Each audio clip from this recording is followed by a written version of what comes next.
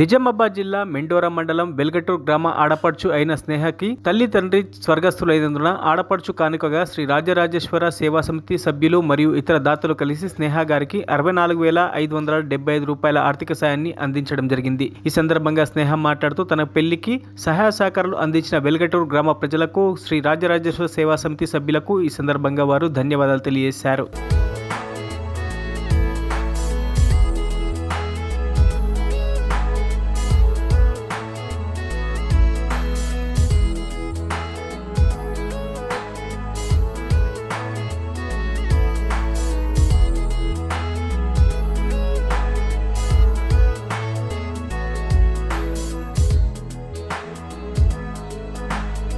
మరిన్ని అప్డేట్స్ కోసం మా ఛానల్ని సబ్స్క్రైబ్ చేయండి.